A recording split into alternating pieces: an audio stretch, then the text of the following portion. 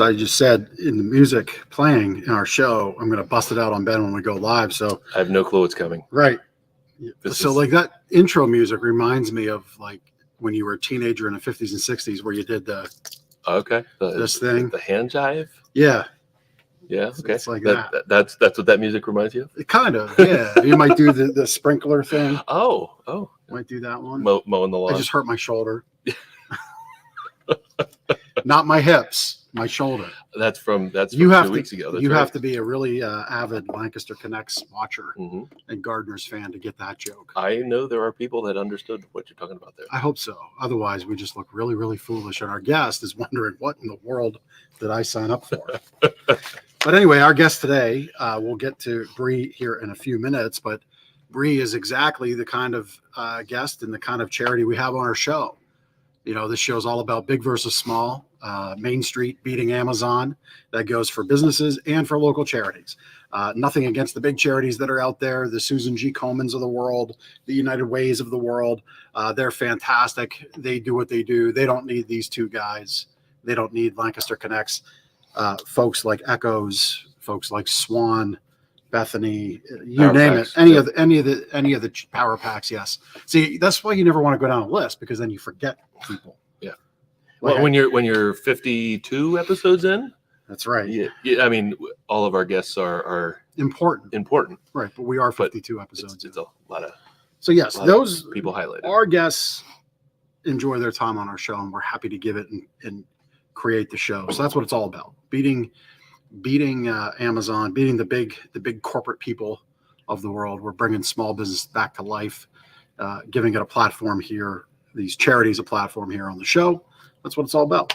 So, yeah. We've got a contest. We do have contests. And some cool swag to give away. I was drinking water hardcore out of that one this weekend and bourbon out of this one this weekend at my son's graduation party. Now, on the rocks?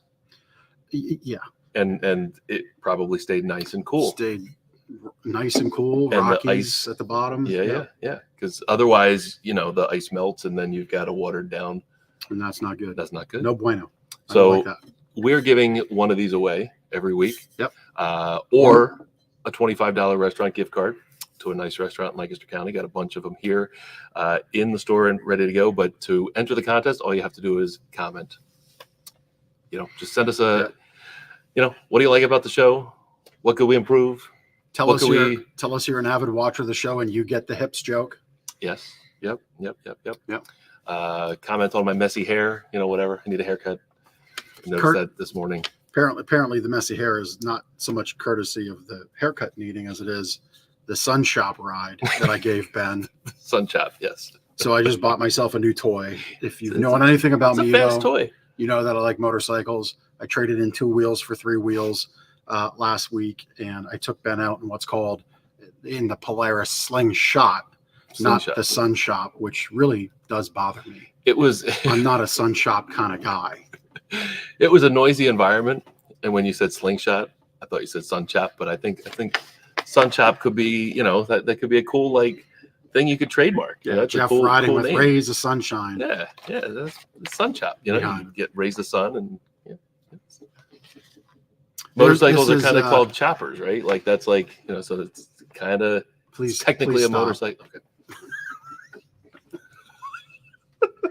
Okay. I do unreasonably take offense to that name, but anyway, it's a lot of fun. It's safer, and we thoroughly enjoy it.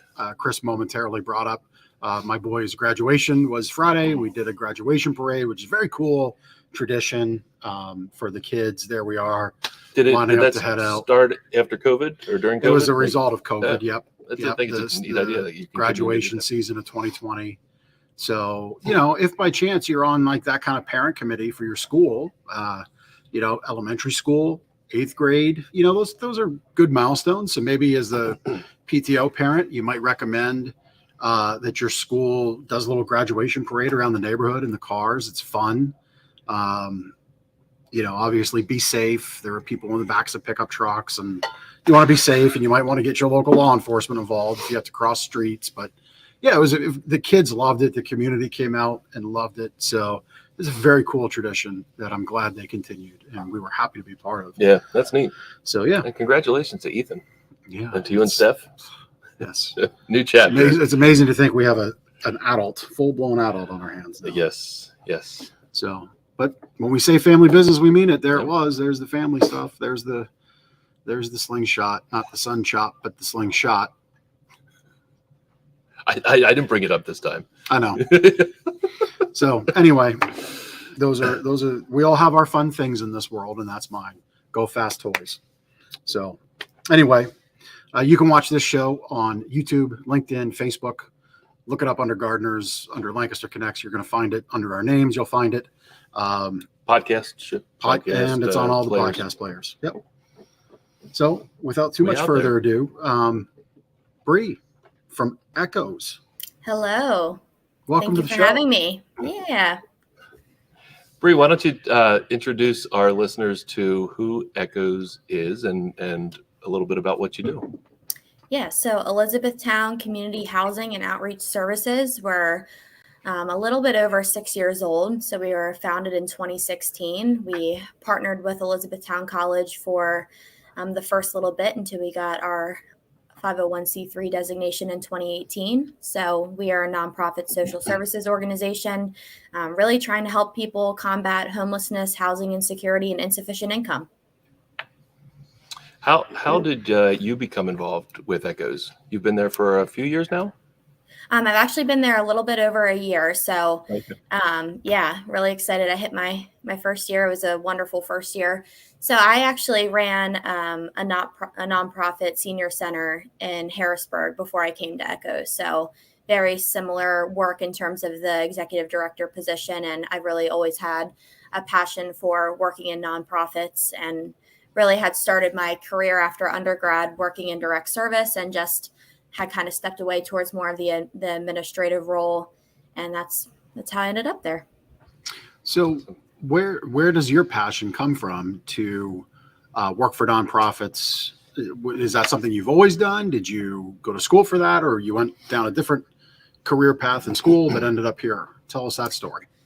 Yeah. So I actually started out my undergrad at Millersville, and I was going for speech communications, public relations, and felt like I was maybe on the wrong path. So I wanted to learn just a little bit more about being a human being and helping other people. So I switched my major and my college to Penn State York. I transferred home and went for human development and family studies. And when I reached my senior year, we had to do an internship, and I actually did a fellowship in the House of Representatives.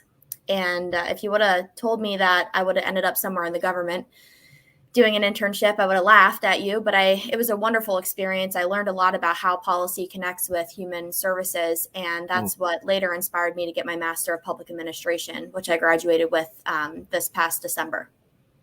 Oh, wow. Congratulations. Yeah. That's awesome. Yeah. Very nice. Did you have Dr. Dorman at Millersville? Communications? I do not remember, but I don't even, because I only did one semester and then I transferred home. Okay. So I'm a Penn State girl through and through, Okay. 2 degrees to Penn State. So I owe them a big chunk of my life. There you go. There you go. I'm a few years older than you, and Dr. Dorman was a communications institution. back Okay. then. So, anyway, And by back then, you know, that's speaking of the days where dial-up internet like screeched at you.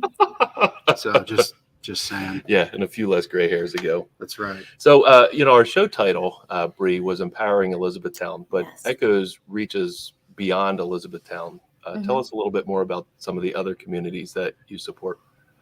Yeah, so each of our programs have their own eligibility requirements, but typically we say the Northwest region of Lancaster County is our service area. So that would include Elizabethtown, Bainbridge, Reams, Mountjoy, Maytown, and Marietta. Okay.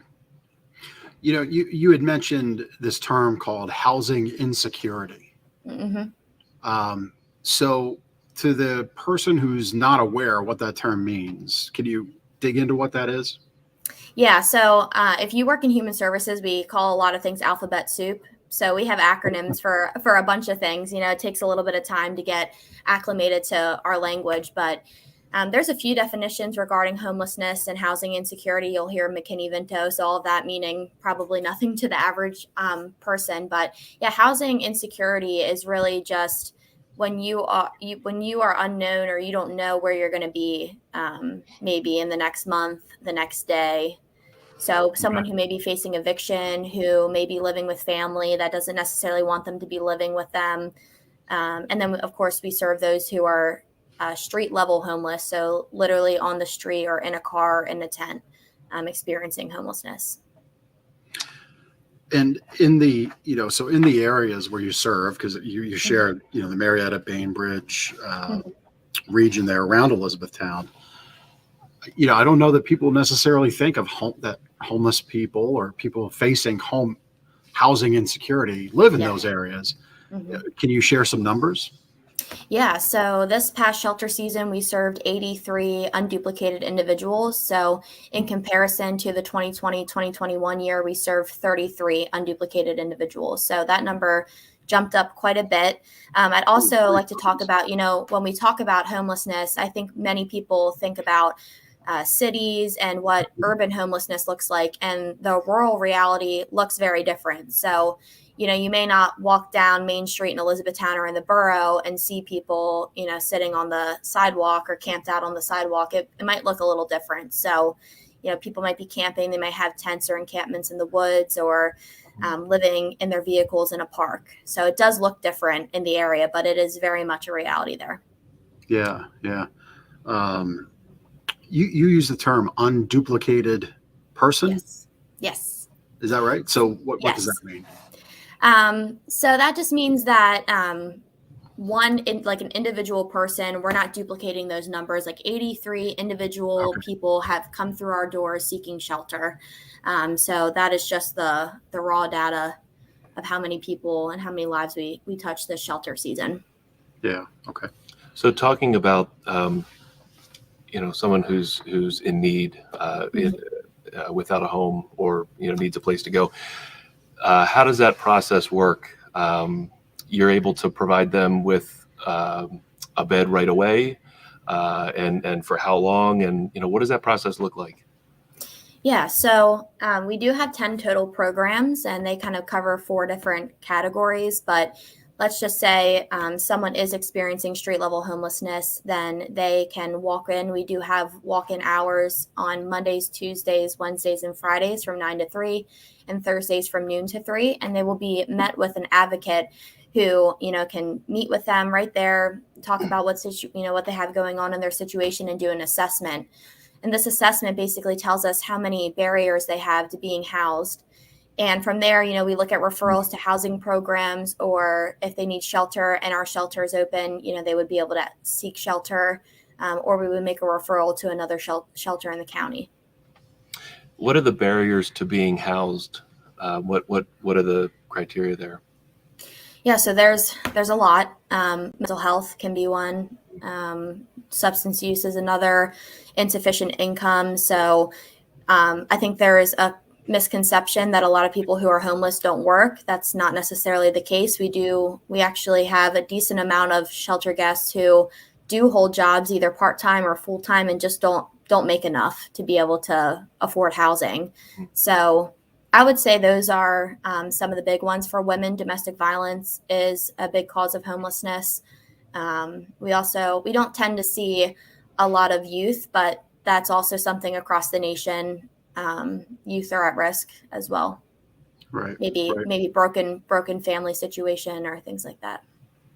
So beyond, and I just about said beyond the obvious, but sometimes it's not always obvious. Yeah. Those reasons that you just listed: mental health, obviously domestic violence. That's one that's, rarely ever obvious, because there's so much attached to that. And I know that's not necessarily your expertise, but you work with it.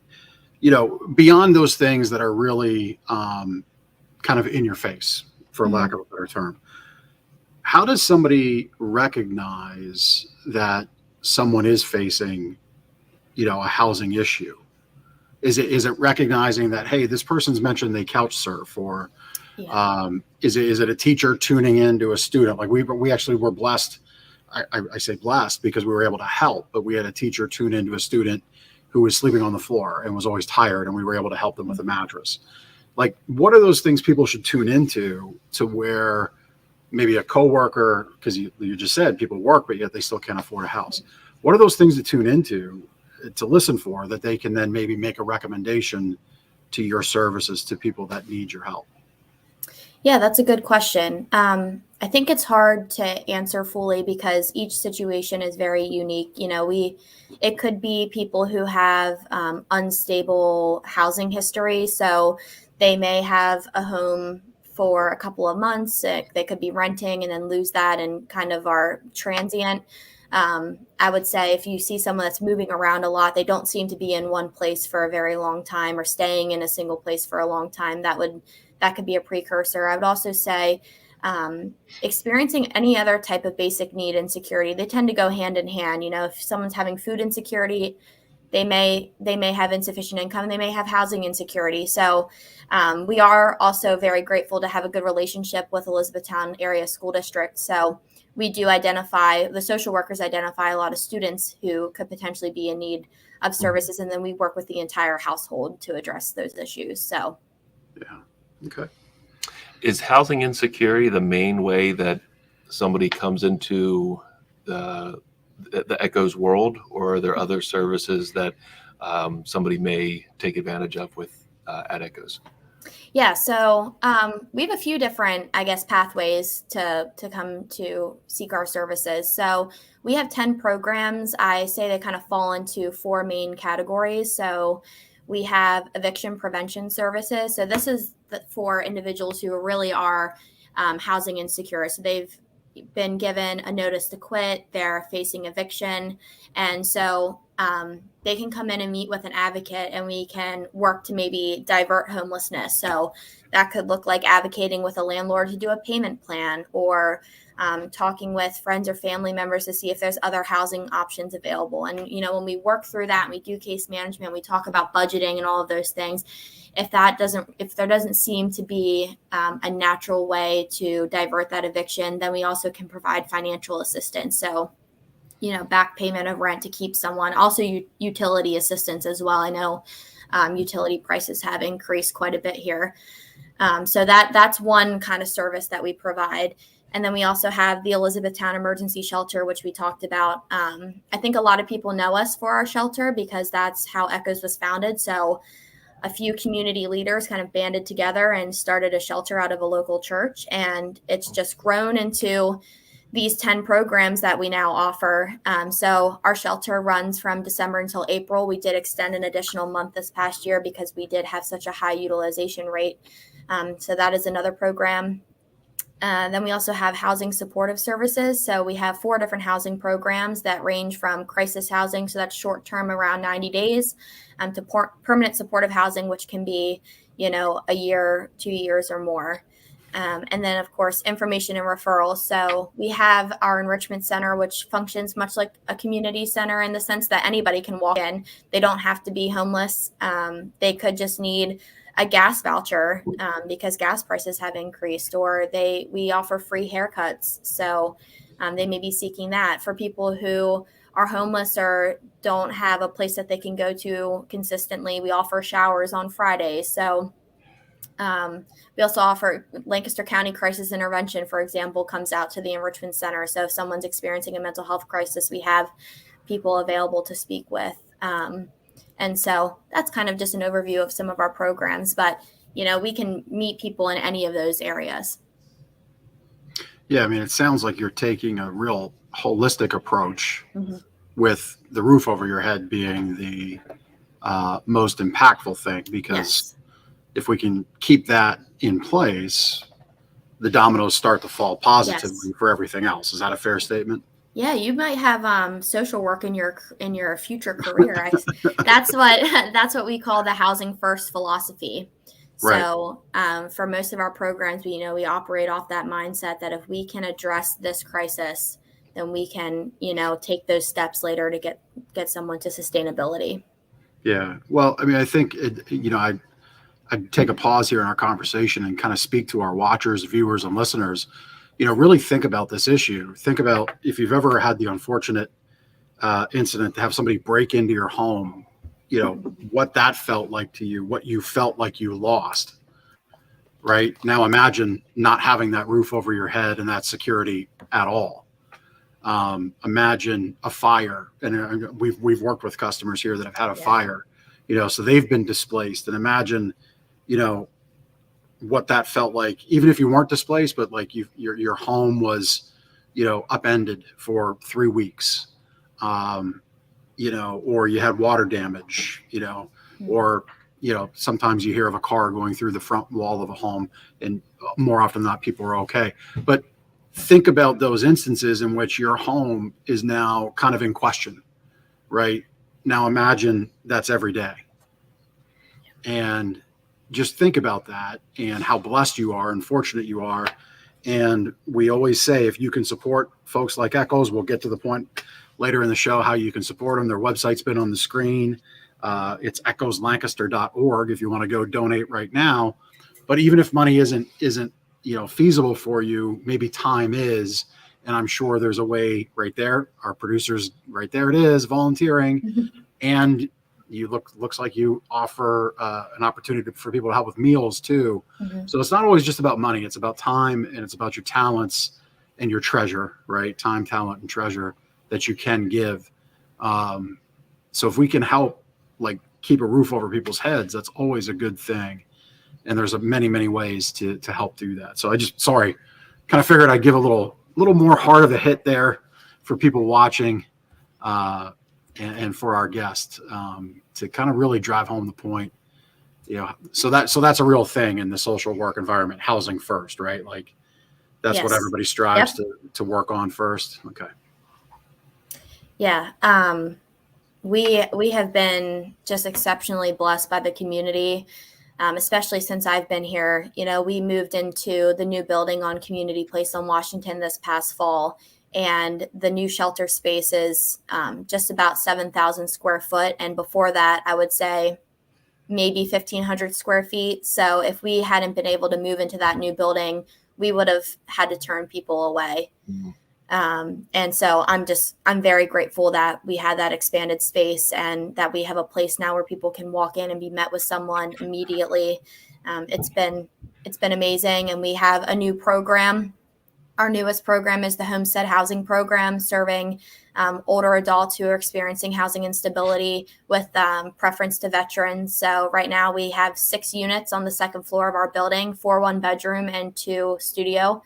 And all 6 are filled right now. And actually that started in mid-February 2021. And we've actually already had one of our tenants move out successfully into his own place with a job. Oh, that's great. So a success story right away. And so I'm very proud of what we've accomplished and all the help that we wouldn't be able to do it without our community. So. Right. You're also not able to do it without the help of your staff. Yes. I'm assuming you have experts on staff, who specialize in getting these folks the help that they need. Maybe take a few moments and talk a little bit about your staff and what they can help provide to get these people back on their feet. Yeah, so we typically sit around 10 full-time employees and inch up towards 20 when the shelter is going on. We have some seasonal employees, but again, it really is a team effort. We have, everyone who makes an impact either directly, they're meeting face-to-face with clients. We have some licensed social workers who are on board, licensed professional counselors. Those are the people, boots on the ground, they're there meeting. But there's times and there's situations where we're all invested. Our development director, you would think that maybe she would be able to sit behind the desk and just do the marketing and the fundraising. But no, there's been times that we have all been a part of helping someone reach stability. So it is a very close-knit group of people committed to making sure that people feel seen and valued and heard. That's awesome. And, so we've talked about how you help with family services, eviction prevention, emergency shelters. Mm-hmm. Let's talk about the job readiness that you all help the people you serve with. Yeah, so in the enrichment center, which I've talked about, for a long time, it was a service that we provided without a physical space. And now, like I had said about moving into the new building, we have that physical space. So we have 3 computer stations that are set up, and people can come in and they can do job applications. We can sit there and help do a job application. We can sit there and help do a resume. CareerLink comes out monthly. They're there to meet with people to help find jobs, what to say during a job interview, how to dress for a job interview. We can do laundry for job interview attire. We've had several workshops on job readiness. So that is something, increasing income is obviously one way to help housing insecurity. So that is a pretty large focus for us too. Yep. So you've mentioned the fact that you have a lot of support from the community. What are some other ways that you raise money? I know there's an event coming up, maybe in a few months here. Yeah. Yes, mark your calendars for September 22nd, 2022. Yes, it's the 2nd annual Echoes of Hope Gala. So the planning for the first one started a little bit before my time, but I was actually able to be there and help with the planning for last year. It was a beautiful event.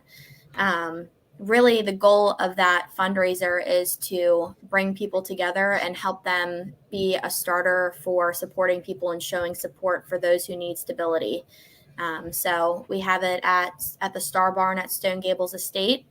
We have some really fun things planned. I can't give any sneak peeks away, but you got to trust my word. Not even a little one. We can't break a little thing here. I don't want to get you in trouble. But I don't know. We'll see. Well, maybe right. we'll put sneak peeks out. We'll let you know when they go live. We got to build anticipation. Yep. But no, it was a wonderful event last year. We had a band and lots of dancing. Once I got my speech done, I was out on the dance floor. So nice. Silent auction, and you were trying to do some silent auction items that you don't typically see. So. Oh, neat. Very cool. Yeah. Can you share what a silent auction was last year? Yeah, we or some of the fun items you had last year. Obviously, ironically, my parents won the raffle, so it was not rigged, I promise. But they won a really cool Yeti cooler, and they love it and they use it all the time. But yeah, I think we had like skydiving, and we had different baskets from local businesses. Manchester Tea put a basket together. Funk Brewing put a basket together. So again, really trying to support the local community a lot, like you guys talk about. So yeah. Well, I mean, again, like to hit pause on the conversation. If you're a business owner listening to this, I know, because we get the same phone calls, we get the same solicitations. There's often times where there's a handout, asking for a sponsorship here, a donation there.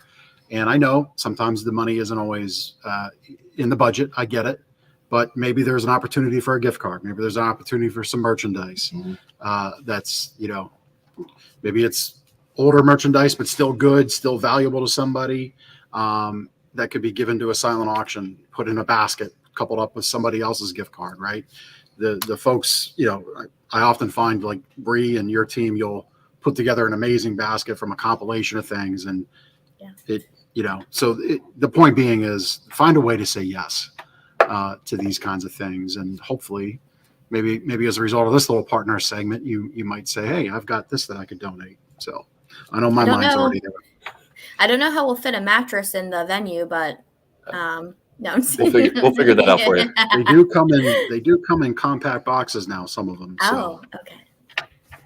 That was a very good way to get us committed there, Brie. On top of her game. She knew that. She was just planting it and letting me fall right for it. So while we're also talking about raising money, you have some sponsors who are committed to helping Echoes.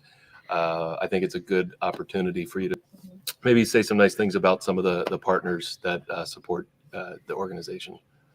Yeah, we get a lot of questions, about how we're funded, and I'm a real advocate for transparency, and I think it's a wonderful thing to talk about. I mean, being a very young agency, a lot of our funding comes from grant funding. So government grant funding. I think we sit around like 60% grant funding and 40% community donation. So we'd really love to increase our community support. But that being said, we do have a ton of, I just saw a comment here. Oh, Steve's awesome. a fan of the show and Cool. seems like he's got a way to help out. That's awesome, wonderful. Steve. Thanks. Thank you for that connection.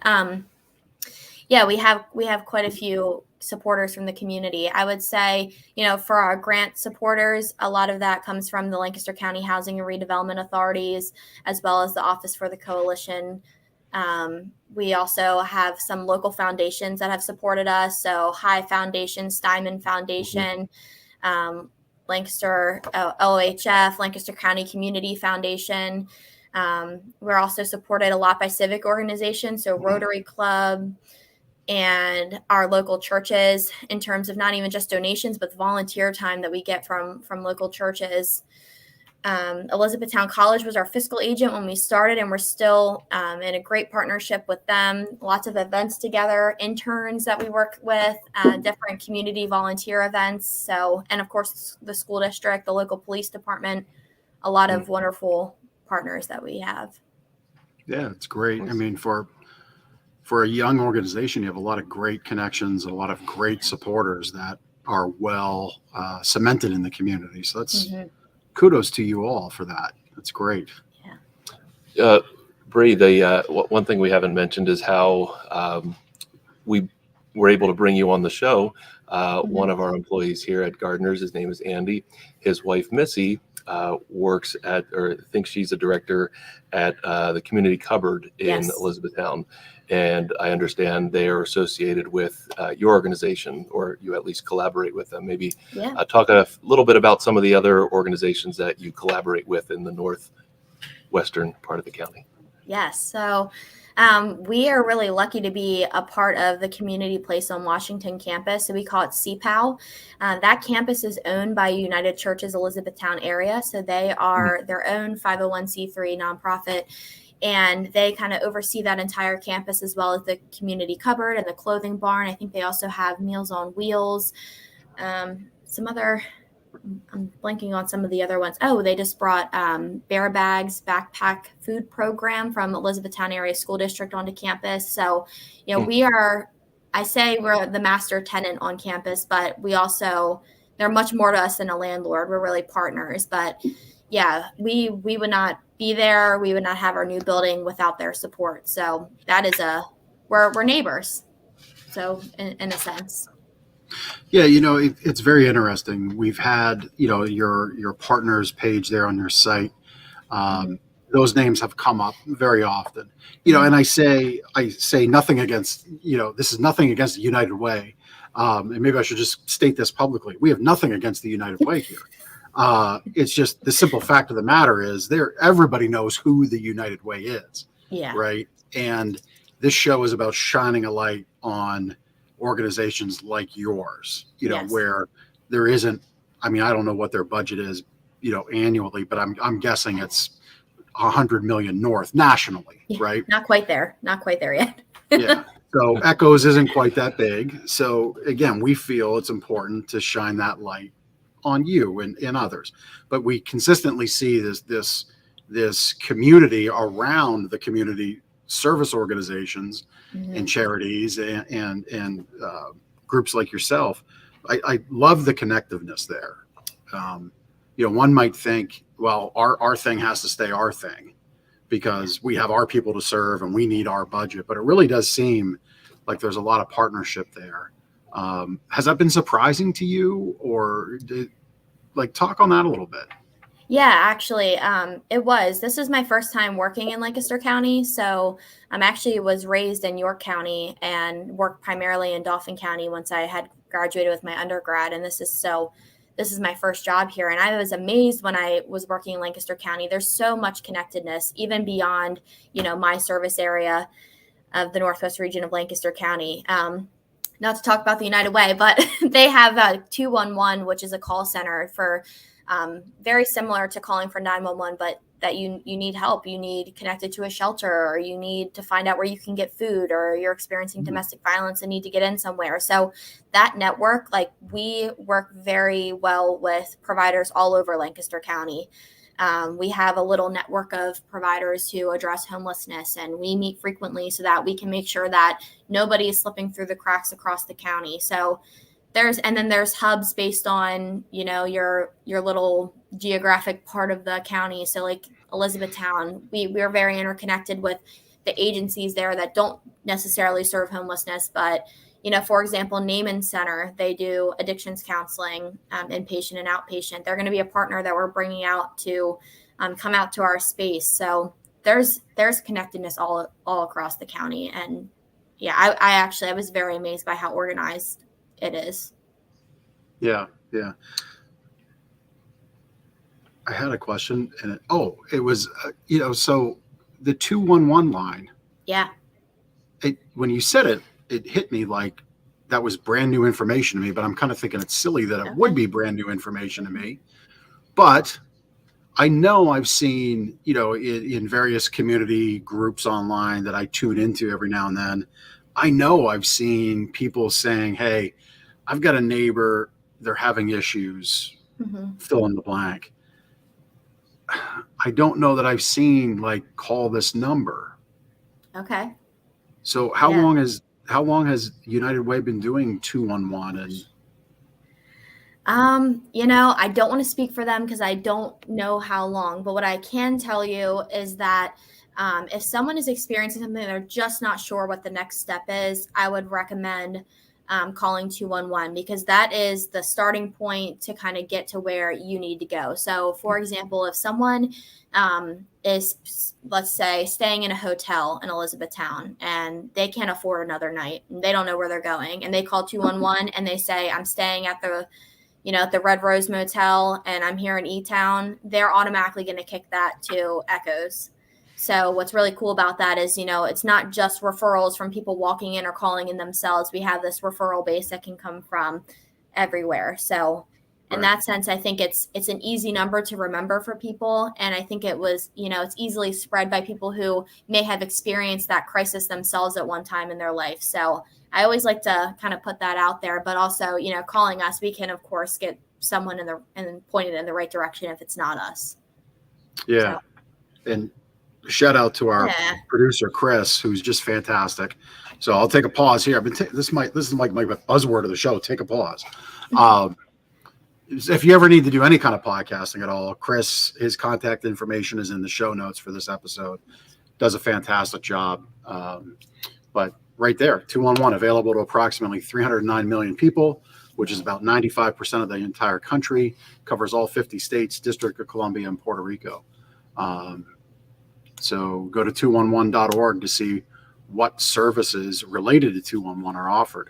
So just on this though, this is why I like doing this show, because I end up learning something. So if somebody calls 211, should there be, obviously if it's a crime related thing, that's a different, that goes down a different road, right? Yeah. It's not meant for that.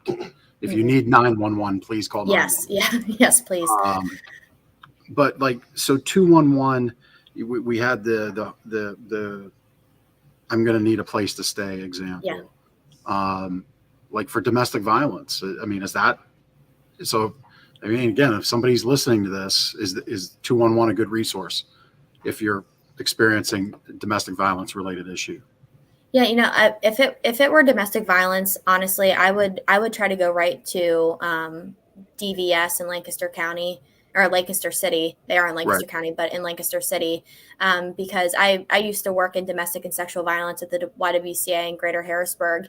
And when you call in there, you have an advocate who is trained to kind of assess the lethality of a situation. So if someone, is, for example, this is extreme, hiding in their closet because the perpetrator is trying to get in or trying to block them, or may have a gun, then you're going to get on with someone who can handle that crisis situation, whereas 211 may not be equipped for that. I would think of 211 as more There definitely are people who are in a crisis, but you need help getting connected to some type of a human service or a benefit from the government. Just a connection to a resource that's in Lancaster County. But I would say for those more directed crisis situations, you want to call the person who can Right. address that right at the root. So like Lancaster County Crisis Intervention to help with mental health, and DVS to help with domestic violence. And so there's a lot of great providers out there that are ready to be able to handle traumas. Yeah. That's great. And call, I mean, so this might sound weird, but like 211 is a no judgment zone. Is that a fair statement? Yes. And, same with us. So we really pride ourselves in being a warm, non-judgmental, friendly face to someone who is probably not at the best place in their life. And I think it's really important to treat people as people. I try to adapt that philosophy in how I treat my team. I want people to enjoy their day so that we can help other people enjoy their day, while they're spending a majority of their lifetime in the office. So that's really important to me and to my team, that we're looking at the person holistically, like you had said earlier, because there's often so much more that's going on between the 1 hour that you get to hear what their story is. Right. That's great. Brie, what are, so let's say our listeners want to learn more about ECHOS or want to stay in contact. Is liking the Facebook page a good way to do that? I know you have a newsletter, I think, that people can subscribe to. Talk a little bit about those things. Yeah, so we have a biannual newsletter. It comes out. We have a fall, winter, spring, summer. So the spring, summer one hasn't been published yet. So if you'd like to get on that mailing list, I think we have a subscribe to our mailing list button probably on our website. We also send out monthly e-blasts, so you can kind of stay in touch there. And then, of course, weekly posts on Facebook. Mm-hmm. Yep. That's great. And just, again, a little tip to our viewers and listeners: if you're connected to an organization and they do send out an email newsletter, reply to it if you can, as long as it says specifically do not reply. Just reply to it. This way, in your inbox next month when it comes out, it'll hit your inbox and not your promotions tab or the junk tab. This way you stay connected, because it's busy. Life's busy. We all get busy. But that's just a little pro tip there for, we send a lot of emails, and we've kind of learned over the years tips and tricks to get them open and get them in the right spot. But if you're so connected to a charity like ECHOS, just take that extra step, and then you'll certainly be in. Sometimes just doing the double opt-in isn't enough.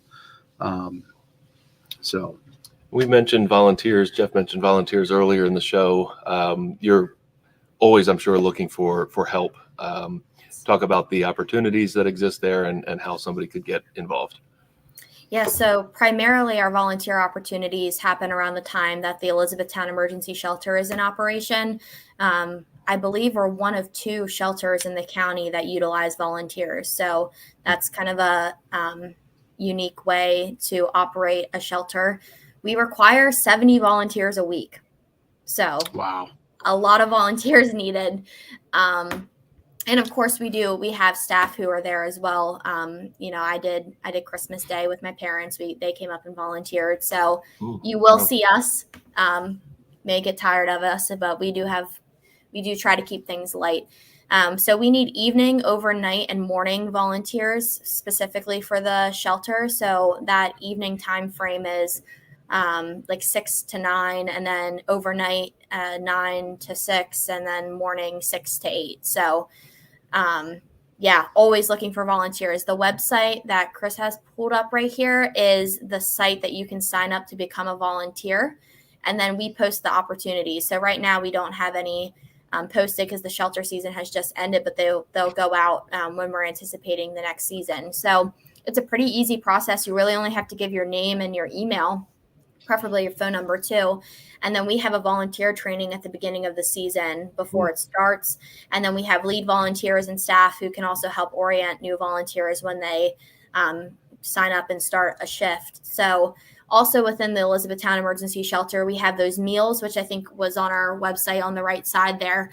I don't know if a lot of people know this, but the dinners that are served to our shelter guests come from community members. So they prepare dinners and bring them in. So we communicate, what our numbers look like for the week, and then people bring those meals in, and there's been some amazing meals, and it's really interesting because each shelter season, the taste of our guests change. So like for a long time, nobody wanted salad, but then this year, like salad was the big thing. So we communicate that with the cooks who bring food in and let them know like that, hey, this is what they've been liking lately. So if you want to bring that in, that'd be great. And also cleaning helpers. And another one of our partners that I didn't mention is Masonic Village. They do all of our linen laundry during the shelter season, which is like, nice. It's one of the most amazing things because there's a lot of laundry every week. We wouldn't be able to operate without them. So yeah, and then during the year, we also sometimes look for volunteers for like some one-off opportunities that could look like moving someone into a new apartment. Like they may not have a vehicle or let alone a truck to be able to move furniture. So we do also have a donation center where we can help people find furniture and other household goods. So that's something that we also look for people. Yeah. Well, a lot of ways to volunteer there. And since you brought up trucks, I'm going to make kind of a joke, but kind of a truth. My guess is that per capita in the Elizabethtown region, there's a lot of pickup trucks, is my guess. So if you're trying to think of a way you can volunteer, and if you got a pickup truck, there you go. Get on the list. You can have a Saturday afternoon, Saturday morning, whenever they need you, help move some stuff with your pickup truck. Yeah. So it's literally as simple as that is how you can become involved. And my guess is when you actually get to do it, you're going to feel really good about having done it. You're going to see that impact. You're going to see how fortunate you are. And then you're going to realize, I might want to do more than just a moving day. And then you're making a meal. And then all of a sudden you're doing, 20 hours a month, and Brie's life becomes so much easier. Yeah. All because he had a pickup truck. Starts there, right? Well, it starts with the decision to give back, which is important. So that's why we do this show. So I think we got a connection cocktail to do. I think so. Oh, my favorite kind. There we go. Chris, okay. So before you came on, Chris was talking about music, but I guess he has to find the right tunes to put on for the connection cocktail. Right. You don't want me to choose the music. Right. It would be a little abrupt and loud. like the intro? No, well that's good music. There would be good music like that. But anyway. It'd be a little heavier. That's right. It would be a little heavier. Anyway, Brie, first question. What is your favorite thing to do in Lancaster? Shop, eat, drink coffee. Well, those are three things. I guess you can do all in one trip. I can get them done in a day. Yeah. Right. Yeah. Any particular cool place that you go or? Yeah, I like building character in Lancaster. Okay. I think that's really cool. It's kind of like a thrift. I don't know if you've ever been there, but it's kind of like thrifty. There's a bunch of little vendors in there. I like that. Yep. Creative. I love Evo 206, which is a coffee shop that's within walking distance to our office. So I do this thing at work. I found, you ever see one of those kindness rocks where they put them out in the community and you're walking and you find one? It's got a message on the other side or something? Yeah, like I think kids do them and they put them out. Yeah. I found one that has like coffee on it. So I call it the Magic Coffee Rock, and I hide it around the office. And when one of my employees find it, we go and get coffee at Evo 206. So that's awesome. Yeah. Very cool. So, yeah. So question number 2, and this can be self-serving if you want it to be. Is there an annual event that you go to in Lancaster County? Well, yes, of course. I attend the ECHOS of Hope Gala. And when is that? Second time, September 22nd, 2022.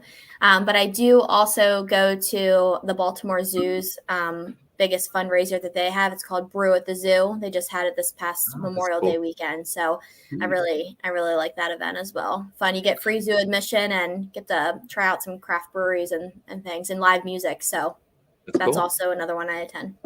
Do any of the monkeys drink? I haven't seen that, but they were making some funny faces at me, so I don't know if I looked at them. By the way, I like how you owned you had zero issue. I love our gala. I love how you Yes. owned that for that one. Last question. Have you ever ridden in a horse and buggy? She grew up I in may. York County. Yeah. Yeah, I grew up in York County. I may have when I was younger. But I know you were talking about your what was your thing called at the beginning from Oh, two? my Oh, the sun chop. Yeah, the sun shop. Yes. Fun fact: I do have a motorcycle. I don't have my motorcycle license, but I got my permit, and I Oh, was all nice. set to get one. And then I drove a scooter and decided that was not in the cards for me. So I Okay. stick to four wheels and no horse riding for me. Okay. Unfortunately, Okay. yeah. Sorry. Yeah. I have to get that. I'll have to do that though. No, there's no excuse now. Working Oh, right. in Lancaster County, so. Right. Yeah. Yeah. Well, Brie, this has been a pleasure. I really enjoyed our time together. You want to connect with Brie? We've had the ECHOS information on the screen. Brie, your website again for anybody listening, because we always kind of forget, not always, but I don't think we do it enough. ECHOS Lancaster, I'll just say it, echoslancaster.org is where you go. You're on Facebook at ECHOS Lancaster. Mm-hmm. And if you want to email info@echoslancaster.org. Yep. Anything else there? No, that is it. That is the way to get to us. So All right. Very yeah, good. I welcome any connection, and if anyone is in need, please feel free to reach out. We are here for you. Very good. Very good. Brie, thank you to you and your team for all that you do for the folks here in our county. Very much appreciate it. And if you're looking for a great event, September 22nd, 6:00, go to the Echoes of Hope Gala. It's at the Star Barn in Elizabethtown. More details at echoslancaster.org. Awesome. Thanks, Thank Brie. you so much for your time. I really appreciate it. Have a good You're rest welcome. of your day. Thanks. Yep. You Thanks too. for joining us. All right. Well, just as a reminder, we do prizes on the show. Kind of wrapping up here. So get your comments in. That's how you get in. I didn't say smash the love button this time. That's the first time I said that this show. So that helps us out, right? Mhm. So like the email tip, reply to those charities, those organizations that you do really want to be connected to, providing it's a, info at or a person at email. If it says don't reply, don't do that. You're not really getting anywhere, but that'll stay in your box. But another little pro tip, if you like a page, if you like a business, if you like a charity, hit the love reaction on their stuff, and that helps the algorithm elevate a little bit. That's the heart one. It's the heart one, right? Yeah, I'm pretty good at that. Oh. So my decrepit hands actually bend that way. Anyway, Decrepit. so yep, we do prizes on the show. We talked about smashing the love button. That means it's time for the sleep better tip. And to follow up on the nice give back that Masonic Village does, did I say that right? Masonic Village does for Echoes in laundry. That's your sleep better tip. So think about when you go to a hotel, you got those nice crisp linens. They smell good. They feel good. Your body, when you sleep, you're contacting a lot of your sleep surface with your head, your arms, your shoulders, your legs, all that stuff. And just think about how nice and refreshing and relaxing that is. Plus, there's like all kinds of pillow sprays, some natural essential oils, help you drift off to sleep. Anything you can do to create a better sleep environment that's more relaxing, going to help you sleep better. So that's your sleep better tip. We've got tips like that and more in our sleep better book. Just go to gardenersmattressandmore.com/sleep-better, and we'll mail you out a copy. That's so true. Like, you think of sleep, you do it every night, mattress, but you hardly think of the stuff you put on the mattress, and That's right. that actually can impact your sleep. We washed our sheets over the weekend, and yes, nice. Bamboo sheets definitely help in the summertime. They do. Oh yeah, they do. They do. Keep bed nice and cool. So, Jeff, if I asked you what the highest grade is that somebody could get in school, what would it be? Like on a math test? Well, it would be an A+. A+. How about an A++++? You ever seen one of those? No, I wasn't. We got one. I wasn't that good of a student, but apparently I'm that good of a mattress retailer. Yes. What do we got? So Karen bought a mattress recently, and she gives us an excellent A+++, 100% service, professional, friendly, no pressure buying, looking to the best interest of their mattress needs. And she would definitely recommend Gardner's to all friends and family. So There we go. I think that was the first A+++ we've ever gotten. Certainly was in my career. Thank you, Karen. I know Mrs. Fink, who was my teacher of business law at Cocalico High School. I know she never gave me an A+ because I didn't earn it. Right. But that was my most favorite class in school, though. Business law, Yeah. law and society, it was called. Yeah. My favorite one. We did a mock trial, and I was the prosecutor. I can picture this. And I got the witness to basically say on Cry? the stand. No, I got the witness to say on the stand that they would cover for their friend. And we were the only class to win the case. Nice. Everybody else, the defense won, Nice. but we won. I might have got an A+ for that, but that Yeah. was it. I think that was like a low B class. I Yeah. think. Well, that So was at a long any rate- time ago. At any rate, one thing that I was remiss in being not a good student. One thing that I was remiss in preparing for this episode that I will promise we get you next time is our roundup report, Oh, yes. which just has a nice ring to it. Roundup report. Roundup report. So what I've noticed though is our team here at Gardner's has been doing fantastic with asking you, our customer, to participate in our Gardner's Gives Back efforts. So Gardner's Gives Back is about food. We collect food while we're in your home. Our guys raid your pantry. As you're looking the other way, they kind of dig in, fill the bag. No, just kidding. You give a box or a can of non-perishable food or more, leave it by the front door. Our guys pick it up, and we get it back to Hempfield Food Pantry and E-Town Community Cupboard. The roundup aspect is roundup to give back. That is about just like what you do at the grocery store now or the pharmacy, where they say round up your pennies to the nearest dollar. Well, we're doing that as well, and we're collecting more dollars and 20s, and I think we've had a couple bigger ones too. So we're going to collect that. We can report on it, and then we're going to donate those monies back to those food pantries, because I think right now we can all agree that food's getting more expensive, and those pantries are being more and more relied upon. So it's really, really a good thing to do. And then Ben and I continue to donate to the show, and we're remiss. We'll be making a donation to ECHOS, but we do that. We do that. Just know that happens. We don't really make a big deal about it, but it does happen. Okay.